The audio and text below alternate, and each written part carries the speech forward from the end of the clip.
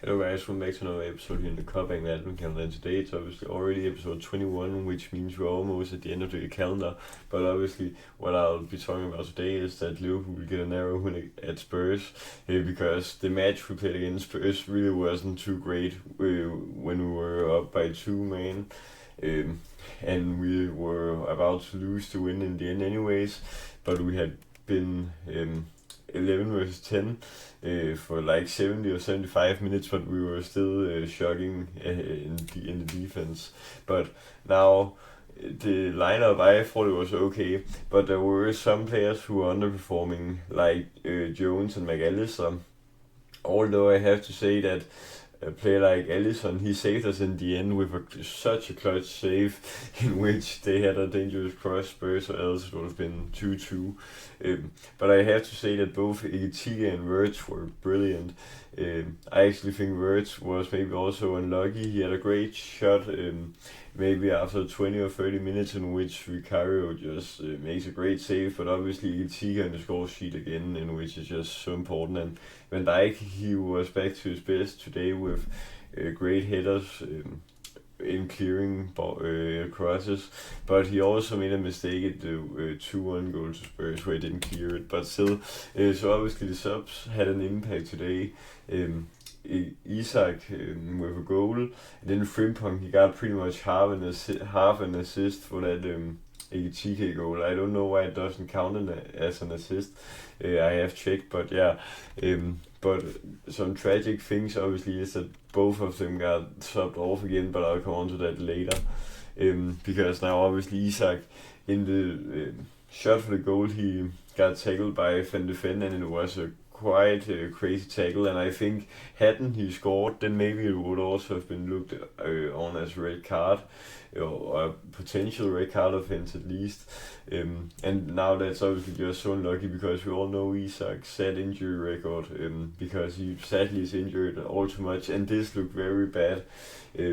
He couldn't stand up after the injury, and he was needed to get helped out. And normally he would maybe just walk it off and then go out and be out for a couple of games, but this just looks so bad. And let's just hope it's not for a long period that he's out, but it sadly looks that way right now. Obviously, I have to say Bradley had a great display, but he then got injured again, which sadly is unlucky. But I think when the game was 0-0, he had such a clutch tackle, in which Spurs had been 1-on-1 if he hadn't done that. So we just have to thank Bradley again, because he's just so clutch in all these moments, but he sadly also has a lot of injuries. And now Wirtz obviously breaks the drought. He got the assist for Isak, which is just so huge, because I still read a lot of other Premier League fans hating on him for not scoring or assisting enough, but now he got his first real assist. Obviously that the goal he got against Sunderland, well, he shot it, but it was obviously an own goal because it got deflected. So now he has an official goal involvement, which is his own, but now we can also see a bit of the Van de Ven tackle here. If this picture was from maybe a half second before that, then you would have seen how he had chopped Isak, but it was a quite brutal tackle, in which maybe wasn't necessary, but it was also a great finish from Isak, but it sadly also gave him an injury in the tackle that he received.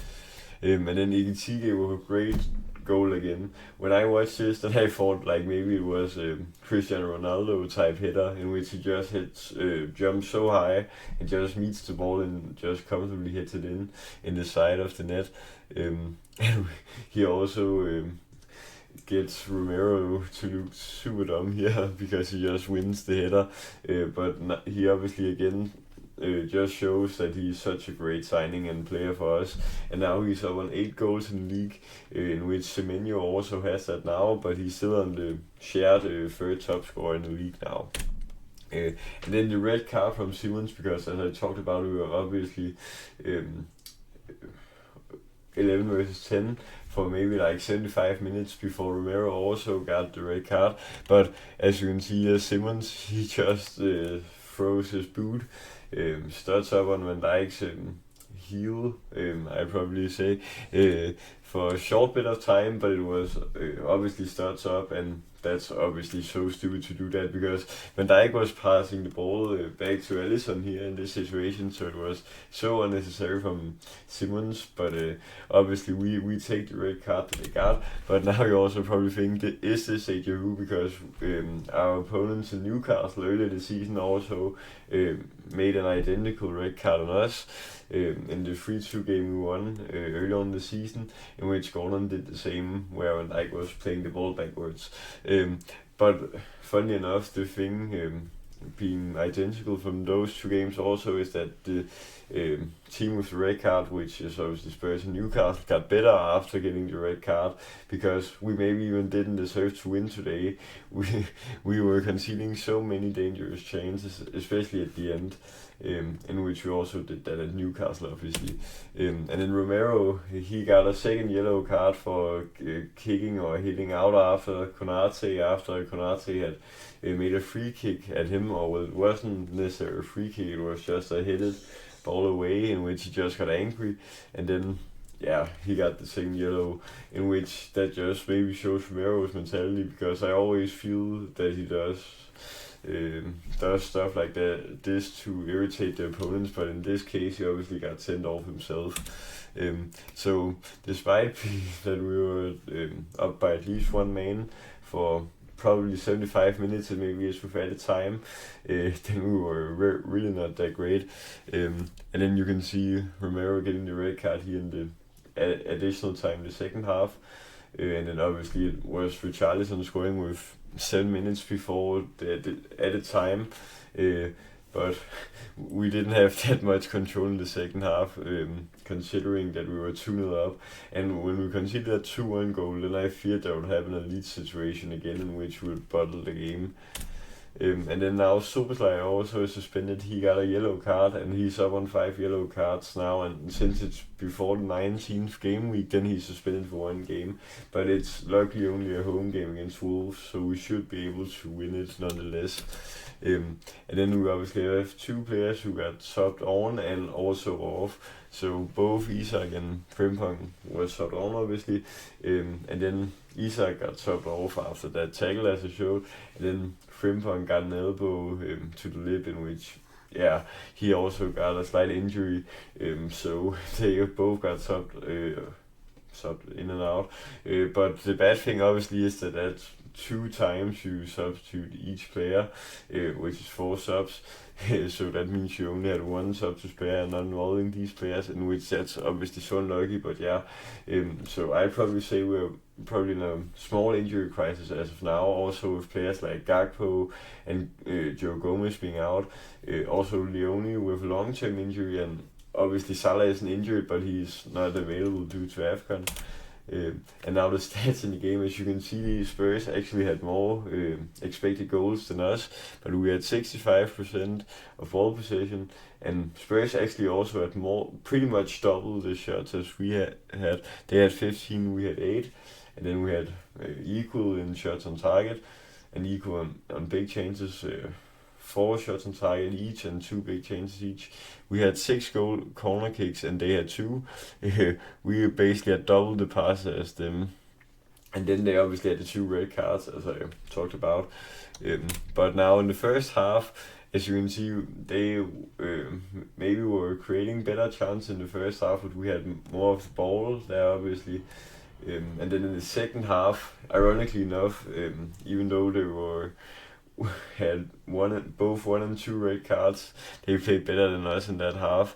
Although we had 2 out of 3 parts of the ball in that half, 33% versus 67%. Which obviously ball possession can't do everything, because if you just play the ball around and don't create that much, and then when your opponent has some dangerous chances, then it can so quickly go wrong, and it almost did, as I talked about.